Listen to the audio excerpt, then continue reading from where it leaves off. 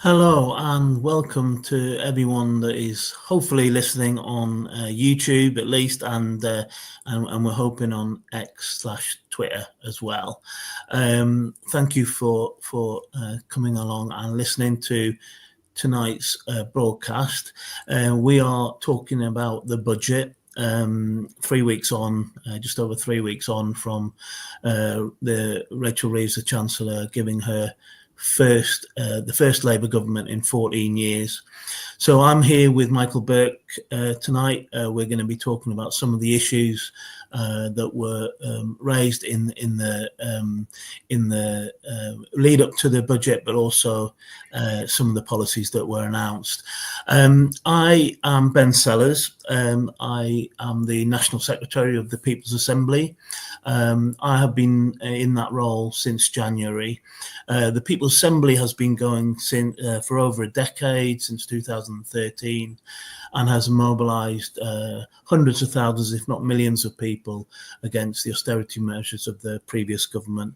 And we are very much determined to hold Labour to account on their austerity measures too. And so tonight we thought that we'd kind of dig down into the issues around the budget, and I think it would be a good listen for people. And I will first then introduce Michael. Michael, do you want to kind of say a little bit about your background? Sure. My name is Michael Burke. I blog regularly, along with others, at something called Socialist Economic Bulletin. I worked as an economist in the city for over 20 years, and honestly, my job title was economist. And so that's my background.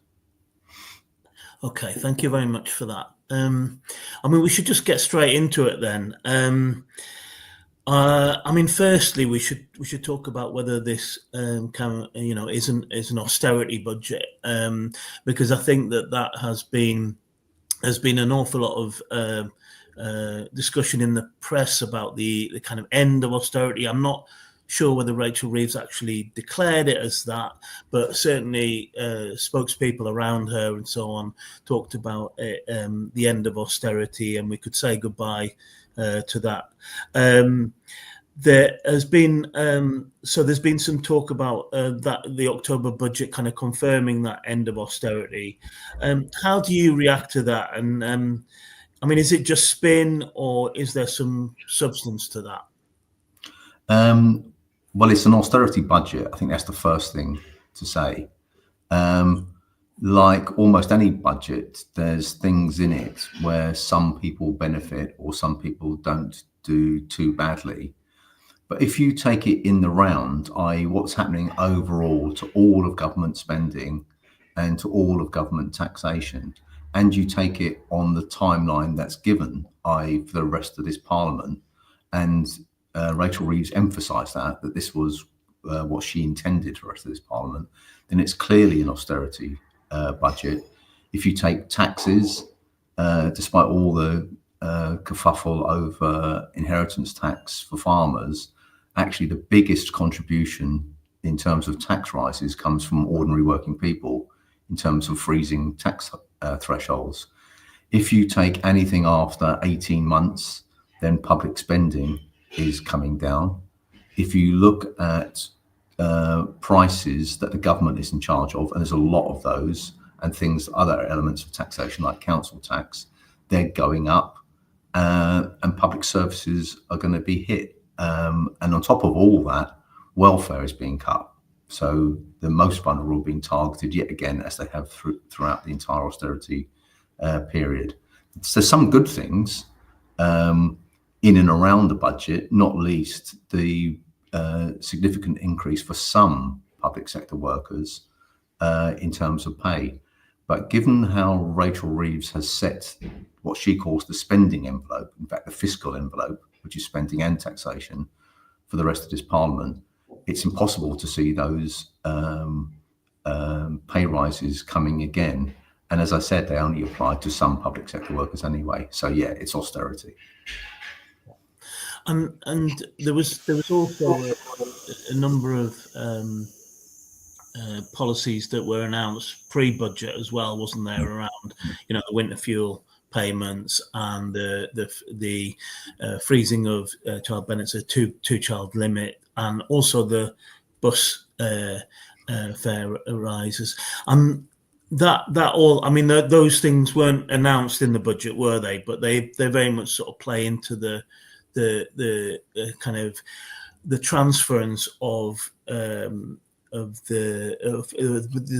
taxation or the costs of the changes in the economy being placed on working people and also pensioners. Yeah, very much so. I mean, you can take out individual measures, and those were all, as you say, announced prior to the budget, but they're all there, hidden in the totals, if you like. They're hidden in the totals of what the government's going to be spending on welfare, for example, in relation to the two-child benefit cap and the winter fuel payments. They're hidden in terms of the transport budget, in terms of the subsidy being cut to buses and so on. And it's those big round numbers for the 5-year period that clearly tell us it's austerity. And if we just take a step back about what's happening, not only do you have all these price rises, we've got council taxes rising, the energy cap has been lifted, there's the buses that you mentioned, welfare is being cut, and we know further cuts to welfare are coming. There's a crisis in the NHS. Doctors and nurses say there's a crisis of recruitment and retention. Doctors say they don't know how they're going to get through the winter. So when you add all that, you must say that actually it'd be really weird if you were ending austerity and yet all these things were happening. And that's because I'm afraid the ending of austerity claim is based on PR. It's quite successful PR, but the government has some big allies in this. The Tory supporting press is not going to call out the government on austerity. Instead, they've made a big song and dance about inheritance tax for farmers. And they're not going to make a fuss because they're in favour of austerity. We know they are. And then the people that support, the media that supports the Labour leadership very strongly, which passes for what's progressive press in this country, they don't have an interest in being highly critical of the Labour leadership either. So you're faced with that. You're faced with a strong PR element, government claims, and no big forces calling them out. So they get away with it for now. But if waiting lists start to rise in the NHS going into winter, people get very annoyed about prices going up and wages not matching it next year and subsequent years. Then we'll soon see if the government's PR about the end of austerity is going to last. I mean, there's a kind of interesting thing going on, because if we cast our minds back to the general election, all the talk was about very sticking hard to the fiscal rules. There wasn't going to be any kind of budging on any of those. And then throughout the summer, in the lead up to the budget, Starmer was kind of talking a lot about, painful decisions, how it was going to be a painful budget for working people, and everybody would have to kind of, pay a price for, kind of long-term fixing the foundations, or whatever the phrase was, and then very much sort of post the budget, there was there was a change in PR, wasn't there? There was a change in kind of the narrative, which was actually, do you think that was deliberate, like to set up a kind of the expectations a little bit? It possibly. It's very hard to judge because we've had all sorts of claims about what government policy is going to be. We were going to have Bidenomics on steroids. Then things were only going to get worse before they got better. Then we were ending austerity. Then there was light at the end of the tunnel. I mean, we've really been all over the place. The Labour manifesto said that the fiscal rules were non-negotiable, and Rachel Reeves changed them in the budget. So that's how long they lasted. I'm not sure that there's a clear framework overall for economic policy that's operating at the highest levels of government. And I also, whenever they mention things are going to get worse, people are sick of this, so they get big pushback. So they stop doing that, and they've had to try to finagle the numbers so that they aren't presenting austerity, even though it is actually the case. Yeah, and in the other thing that sort of came out of the kind of media narrative around the budget then was lots of discussion, some of it critical on social media as well, around this being a kind of tax and spend budget. Going back to the old kind of ways of Labour, and that was kind of Sunak's kind of take on it as well, a little bit, wasn't it? That this was kind of excessive spending. I mean, is that spin, or is there real kind of elements of kind of investment and spending within the budget? Well, there's two different things there. One is there's an element of truth about the spending, but only, and I just want to stress this, all the sort of the talk about big spending, which was very much, I remember on the day of the budget, the 6 o'clock news and all the rest of it, was about tax and spend, exactly as you say.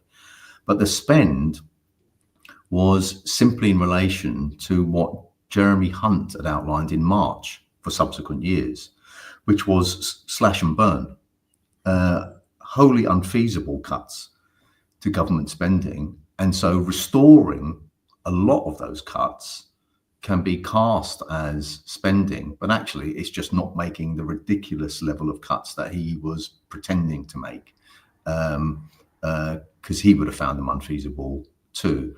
So the spending is not real. If you just go from year to year rather than Jeremy Hunt's plans to year, then you see that in many cases there's no increase or significant increase in spending at all. That's the first thing.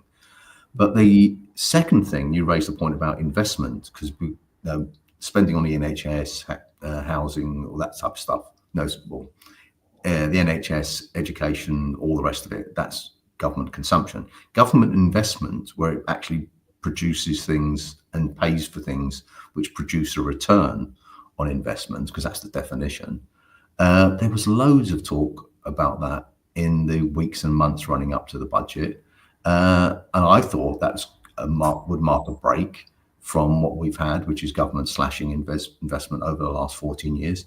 In fact, investment barely rises at all over the next 5 years on government plans. And there is no big increase in government investment. And when you consider that that's got to cover things like the crisis of the buildings in schools, the crisis of the buildings in the NHS, then really there's no increase at all. It's probably, if you subtracted those, you'd probably find the rest of the economy was experiencing a net fall in public sector investment. So there's no spending there at all. And like I say, on the consumption side, that's only relative to Hunt's, dreamland, Tory dreamland of slashing and burning spending on the public sector. Yeah. So I mean, we were just talking before we went live about the 14 years of underinvestment and slashing of budgets of public services, and taking all those things to the bare bone, really. And so in some ways the what was probably needed was like a much more kind of radical approach to investment than this. You're saying that this is quite, this is really kind of continuing pretty much along the same lines with little tinkering here and there. Is that's right? Well, yeah. I mean, to give you an example, because the government makes it very difficult, the Treasury has made it very difficult to assess what's going to happen in future years. In the Treasury documents, they only specify detailed plans for departments over the next 18 months. That's the remainder of this fiscal year and then the next fiscal year. And in one of those, for example, they raise spending on the NHS by 4%. Not bad. No, it's got to be fair. But if NHS spending is going to rise in line with total government spending over the 5 years, that's going to be one of the worst settlements for the NHS ever. Now, maybe the government intends to make the NHS a special case and significantly increase spending there. But to significantly increase NHS spending, given the size of the NHS, you have to slash and burn in other departments. Some are going to find that. Local government spending is going to find that. But it's just not realistic. And if spending on the NHS rose in line with government spending, it'd be rising over the 5-year period at 2.1%. The last 14 years average is 2.3%, i.e. it would be worse than the Tory-led governments we've had that implemented austerity. And it's not enough. We know that when Blair and Brown increased NHS spending, the average increase over their years in office was 5.5%. That brought down waiting lists. 2.3% over 14 years of the Tories pushed the NHS into a crisis. If it ends up being 2.1% growth for the NHS under this government, it's going to be much, much worse. That's a very interesting comparison as well, because I've read quite a few different blogs from sympathetic commentators and academics, really comparing the Blair years, and in a positive way, sort of saying that that Reeves has taken inspiration from the early years of Blair, but that doesn't really match up with reality, does it? No, not in the slightest. I mean, for all the faults of the Blair-led government, and I think we could be here all night discussing those, Blair and Brown eventually came around to the idea that the public services just weren't going to work, and they won't be able to get away with them not working if they left the Tory spending plans in place, which is what they did for the first couple of years. I remember it well. I'm old enough to. Nurses left the NHS in droves at that time, so they had to increase NHS and other public spending. But that was at a different economic time. And to increase public spending at the rate that Blair and Brown eventually managed to average, you'd have to do something quite radical to the economy as a whole. And we'll come on to that, I'm sure. But it's just not possible now if you leave everything unchanged. Yeah. So those things are kind of more long term. What about the kind of immediate impact of this budget on people, on working people, and on people on benefits? So what do you think is going to be the kind of impact over the next 6 months and a year or so? Well, for people on benefits, because I think we should start with the most vulnerable, and they're often completely ignored in economic discussions. But it's become something of a feature of austerity that, it's almost biblical to those that have little. You take even that away.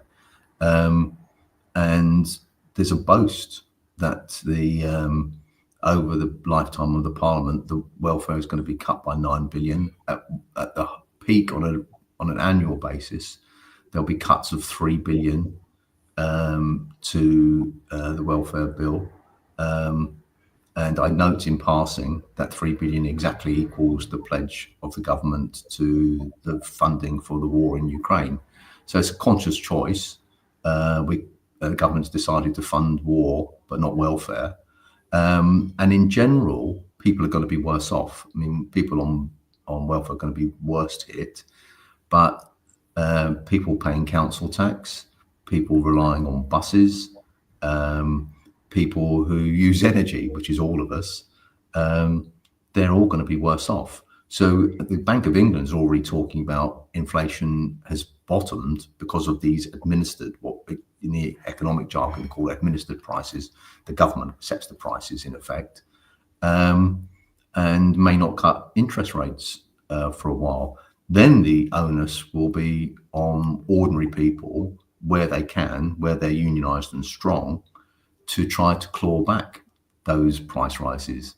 But the government hasn't set aside any money at all for sizable pay rises over the next few years, not at all.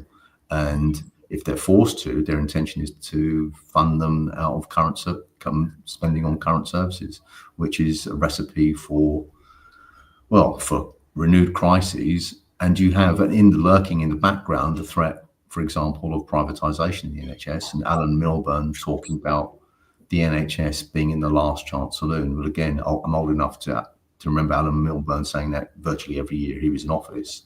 But the same logic is never used, for example, for the Ministry of Defence. Why is the Ministry of Defence budget going up and up every year? But that's not in the last chance saloon. It's really just rotten rhetoric to pave the way for more privatisation of public services.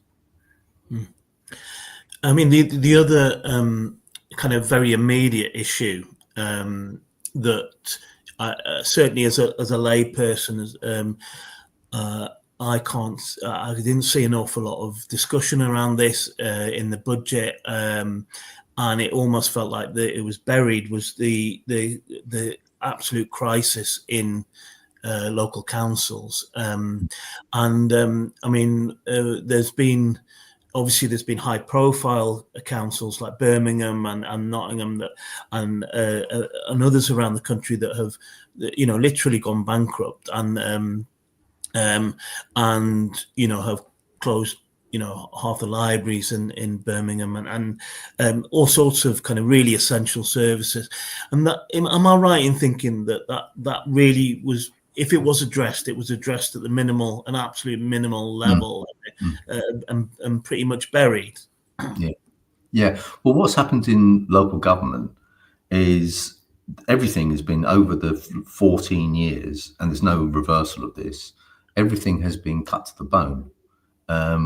So the people who did that under the Tory governments knew that was what was going to happen. And it only takes, it takes a recession where, local government revenues fall, the locally raised revenues fall, businesses go bust, and the rates income falls, that type of stuff, for a crisis to happen. But the key thing, I think, for the local, or what the government is doing to local government, is that services are essential, and most of the services nowadays are legally obliged. The council has to provide them. So what will happen by these councils going bust is they bring in private sector consultants who outsource as much of the provision of services as they can, and the services get far worse. The costs don't go down, but then they're paid directly by government. So in effect, it's a mechanism for the seizure of local councils, big local councils, including Birmingham, by the private sector interests, and it's the ordinary taxpayers who pay for it, and it's the users of public services at the local level who find, the care that they were supposed to be getting is barely a ring on the doorbell before the person has to depart, because that's what their contract says, and the exploitation of the workers that are involved. It's going to be really grim for stuff like that, where councils go bust, and there's going to be more of them. That's an expectation. That's official now. Yeah. Can I just ask you about another couple of things that have become very kind of controversial in terms of, a lot of discussion in the media and news and social media, which was firstly the inheritance tax on farmers on farm. So Janet's just mentioned that about that being a kind of distraction technique, possibly. But I'd like to know your view on that, and then also the other one that's there's been quite a bit of kickback around was the increase in national insurance for employers. So I mean, I know these are two huge areas, but whether you could just give us a kind of quick summary of what you think, why those have come up as the big controversial issues, and what's the kind of what is there alternatives to those two things? Yeah, I think there is, because I think if we take a step back and not accepting this nonsense that the primary goal of government is to balance the books. The primary goal of government is to manage the economy well in order to achieve prosperity, that in economic terms. So it's not to balance the books. You and I, or anyone else who's got a mortgage, gets into debt for a reason, actually, because it's beneficial to borrow to invest, because that's what you're doing. You're investing in your home rather than paying rent. So that isn't the case. And in terms of the specific policies that you mentioned, well, the inheritance tax is to some extent a distraction, but I think it's really, really ham-fisted where the government has gone about this. But there is a problem, which is that people like James Dyson and, as we find out, Andrew Lloyd Webber, and what's his name, the bloke off the telly, the Jeremy Clarkson, they've bought land to avoid paying inheritance tax. They're not farmers, they're landowners. And I think a proper policy to address that would introduce rules like high thresholds for your total wealth, that you get no inheritance tax relief. The farms have to be farms because some of them now are lying effectively fallow, and that type of stuff. And if you're passing it through your family, you're exempt and all that. Because the purpose of policy isn't to antagonize people that maybe don't agree with you or don't vote for you. The purpose of policy is to make people better off.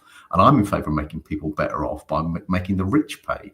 So I think the government has been really ham-fisted in this inheritance tax stuff. So that's one thing. On the national insurance, well, I mean, you'd need a really small violin to accompany the whining from people like Tesco's that they're going to pay about 200 million more a year in national insurance when their gross profits last year were just shy of 15 billion. So that's the first thing. I'm very much in favor of taxing big business. They have a huge benefit from government spending in terms of workforce education, workforce health, roads, transport infrastructure, all the rest of it. And they don't pay enough, anywhere near enough for it, don't pay their fair share. If the policy like that is going to cause genuine difficulty for small retailers and maybe, owner, shopkeepers, that type of stuff, then they should get relief. That's what a sensible policy should do. Again, the purpose of policy isn't to antagonize or disenfranchise or impoverish people who are very small owners. The purpose of policy ought to be to, take the money where it exists. In the old joke about, the American gangster, why do you rob banks? Well, that's where the money is. The money isn't with small holders and small shopkeepers. The money is with big energy firms, banks, supermarket chains, and all the rest of it. That's what policy should be going after. So, do you think that some of these? That they look like PR disasters in one way, I suppose. There's probably trouble ahead, and there may well even be, forced to U-turn on some of this stuff. But do you think that the fundamental problem around, the things like the inheritance tax on farmers or the kind of increases to national insurance for employers, is it a way of kind of avoiding the big issue of taxing, the rich and taxing, the large companies? Is that? We're getting on to kind of alternatives, I suppose, aren't we? About what might look, what a kind of more socialist economic policy might look like. Do you want to just give an idea? I mean, there is still a place for taxing rich. I mean, I'm always a bit, because I'm not an economist. A lot of this is kind of goes over my head. But there's an awful lot of discussion about how taxation doesn't bring in, the revenues and so on, and taxing the rich. There's all the discussion about capital flight, but I suppose probably as the inefficiencies of taxing the rich as well. Is that just more excuses, or is that a way of getting ourselves out of the situation we're in? Well, to take the fundamental point, when Margaret Thatcher came in, the level or the rate of corporation tax was 80%. It's been down, it's a bit higher now, but it's been down to 17%. And what happened was the economy got slower. Now, I don't think those two are causal, but there's no idea whatsoever. And in fact, it's sort of semi-officially admitted now that cutting corporate taxes doesn't increase investment and therefore doesn't increase growth. So the question arises is, if you're going to have high taxes, what are you going to do with them? And I'm not in favour of taxing for the sake of it. I'm in favour of taxing for a purpose. And the purpose should be, firstly, that current spending, as I mentioned before, things like schools, hospitals, all the rest of it, that type of spending, that should come out of taxation. But we don't tax big business anything like enough. And the ideology that if you tax them less, they'll invest more has been proven to be wrong. They invest less than they did when the corporation tax rate was 80%. I think there should be exemptions. There are some, don't go far enough for small businesses because they do employ people. But the reality is we could do that, fund all our current spending out of taxation on big business and the rich, and we don't go near them. We don't pay anything like their fair share. On the other hand, what will grow the economy is investment, and we can borrow for that. We know we can borrow for that because however much we might dislike the people that manage enormous amounts of money, and I'll come on to something on that in a sec, they're not stupid. And if the government is investing in something which is going to yield them 10, 12%, like bridges, railways, housing, which has a direct yield, and that you want to borrow from them at 2 or 3 or 4%, which is what government can do, they're very happy to lend to you. What they're not willing to do is lend to a madcap scheme like Liz Truss's, that it doesn't matter what you spend it on. You just have to trust us and it'll be all right on the night when it comes to paying you back. But they're not going to do that. So borrow to invest, tax to pay for public services. And then just on capital flight is a real thing, and we should be wary of it. But you need mechanisms in place to ensure that capital flight can't be used to punish a left-wing government because people don't like what they're doing. But the thing about capital flight is it's financial capital. They can't take the supermarkets with them. They can't take the lorries. They can't take the office blocks, and they can't take the factories. So if capital flight is threatened or worse, enacted, then the response is to take control of it. They can't put it in a suitcase, or they can't transfer it into a Swiss bank account, but we still need it, so as to take control of it. That's how you respond to capital flight. The difficulty of socialist economic policies is not it's easy to identify what's good. The tough bit is to identify how you're going to stop people from standing in your way to do the good. Yeah. What about just as a kind of add-on to the tax issue? What about income tax? I suppose there was a kind of Scandinavian model. I think that's fallen apart a bit, but a Scandinavian model of higher income, the higher pay being taxed heavily in order to kind of pay for societal good. Is that just is that possible still? That kind of is that a good, would that be a good sort of social democratic or socialist policy in this country now, or is that just is that gone, that moment?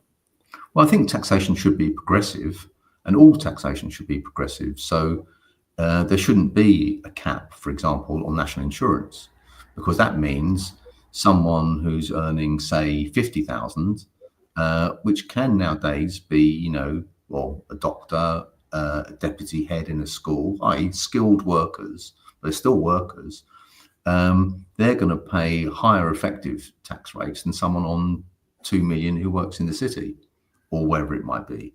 So all taxation should be progressive, but I think there's a bit of an obsession, and I think we know why in this country, about income tax as the answer, because what that does is it sets different parts of the workforce against each other, i.e. it sets low paid people against higher paid people, even though they might be workers, on the basis of who does or doesn't pay taxation, when the real big prize is profits.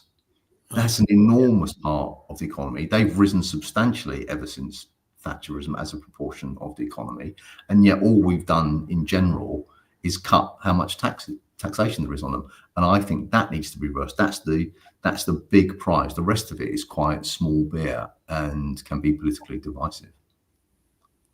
Yeah, that's very interesting. Thanks, Michael. I also wanted just to talk generally about the budget a little bit, because I think there is a view, on the left and probably in wider society, that actually some of these kind of events are really performative. They're a show, really, and actually governments have, and the Chancellor, Rachel Reeves, would have very little kind of say over what happens in an economy, and even policy that's dictated by big business and kind of bigger financial structures. Do you still think that the budget is important? Is it an important event? Is it worth all the discussion and analysis, or is it a bit of kind of bread and circuses? I think there's two parts to that. One part is to note first that whatever government does, a government like this one, but applies to most governments, is a big deal for the economy, because it's the single biggest actor in the economy. If you think that government taxation and government spending, there's a discrepancy now between the two, but let's say, for example, they're both about 40% of GDP, or no business in the country comes anywhere near accounting for that type of level of GDP. So what government does matters, but the key thing, and this is crucial and not at all accepted by mainstream economists, is that the key to the economy is investment, and whoever controls investment controls the economy. And one of the reasons why the ideologues of the centre and the right are so opposed to public sector investment is precisely for that reason.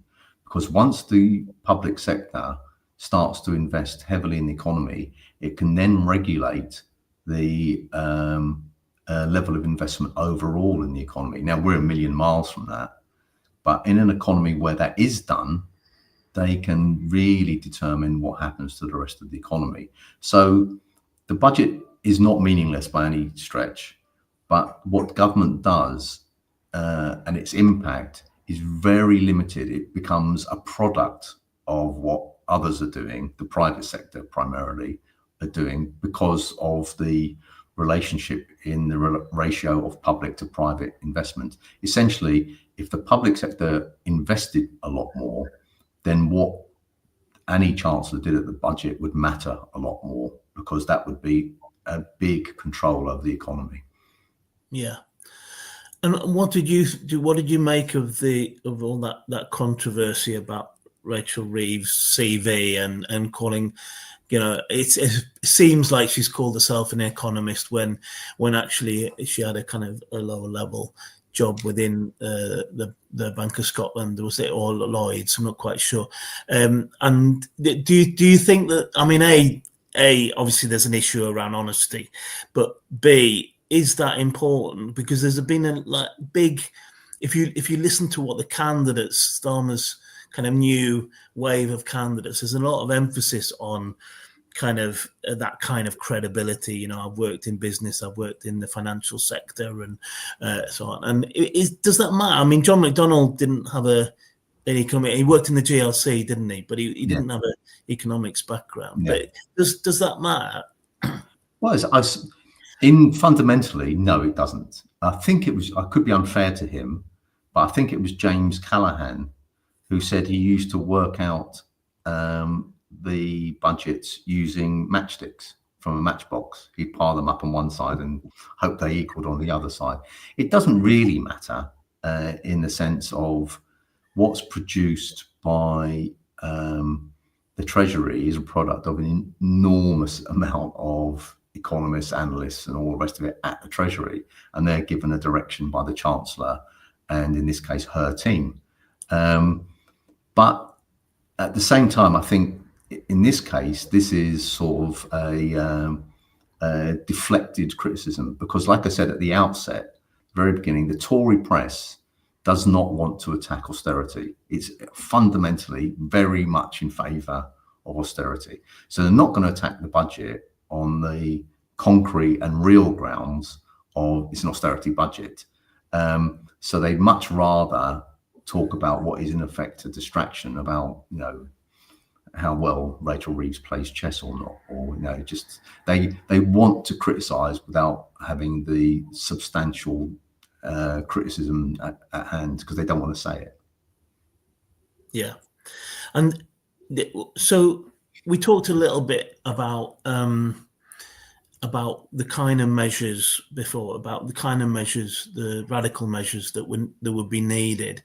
I mean, if we could wipe the slate clean, and I mean, I don't want to say if Jeremy Corbyn had been elected, you know, I think that, you know, but if you think about you know, the kind of measures that would need to deal with the crisis that we're in, that would genuinely kind of address the cuts and austerity that have happened, that would genuinely kind of make people wealthier, you know, and with better pay, but also societally, you know, where communities are, you know, because we have this issue around a rising far right as well, don't we? And reform, and that's also a factor here, that you know, when communities are decimated and high streets are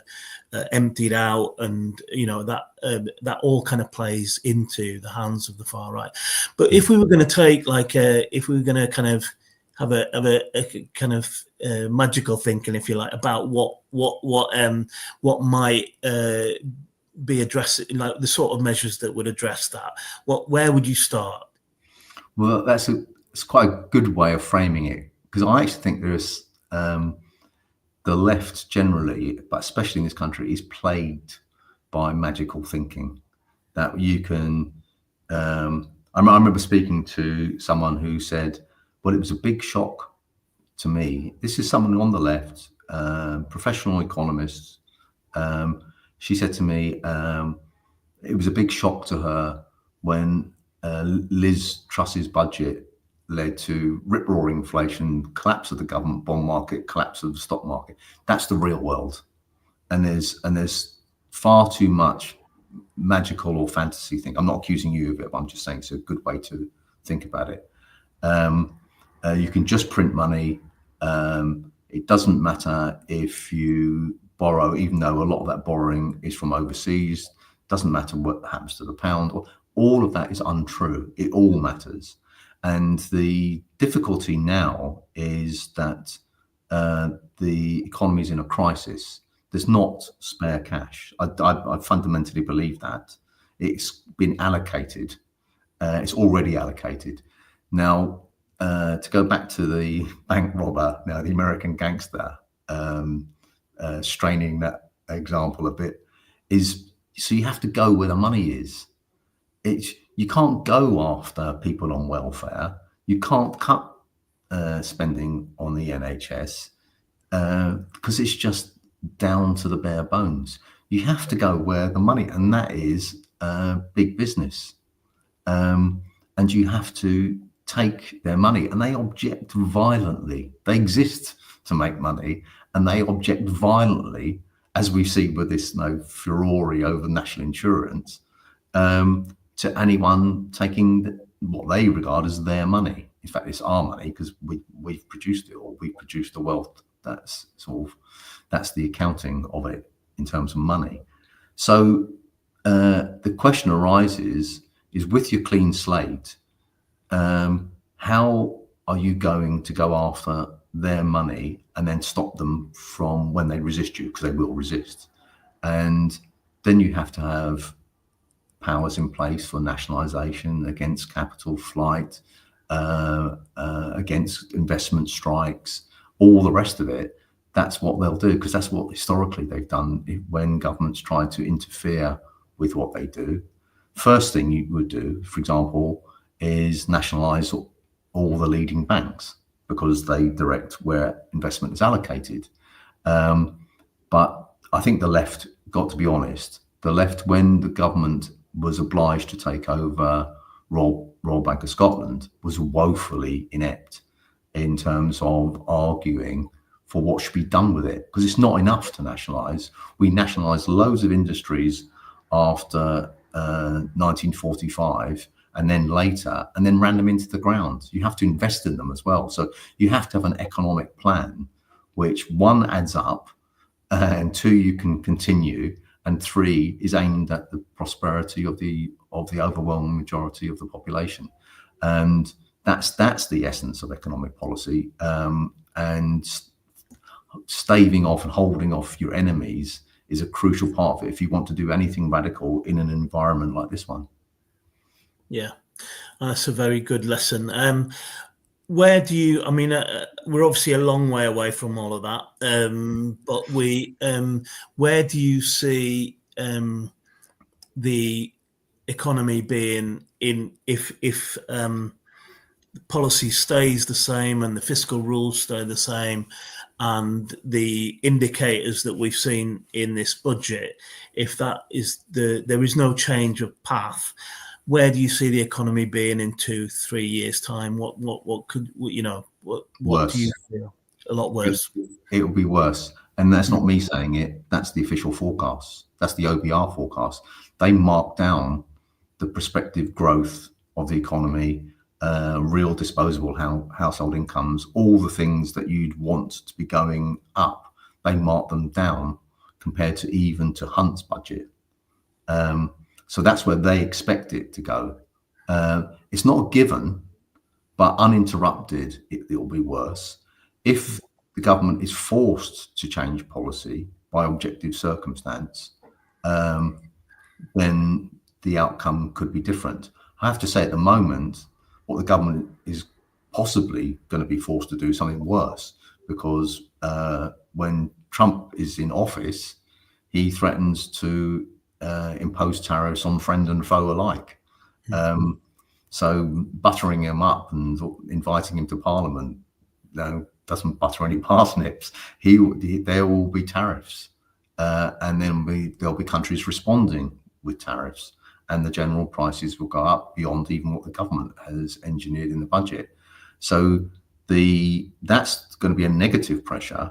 The positive pressure can only come from the working class and its allies, in terms of arguing for properly funded public services and investment to grow the economy. Those are the two things that we need to insist on.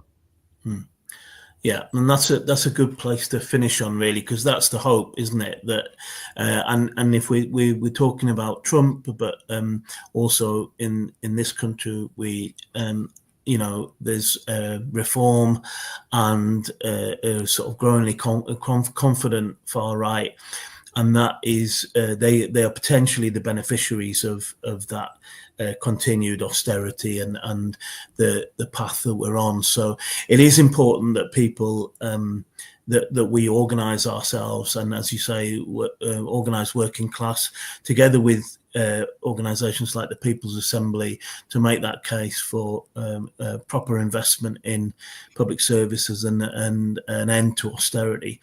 And really appreciate you coming along tonight, and outlining some of that stuff. I think it's given me quite a bit of clarity, and hopefully people watching as well. Thank you very much, and thanks to everybody that's been watching tonight, and appreciate you also taking part, and thanks for the comments as well on YouTube. So thanks very much, Michael. Cheers. Thanks for inviting me. Thank you.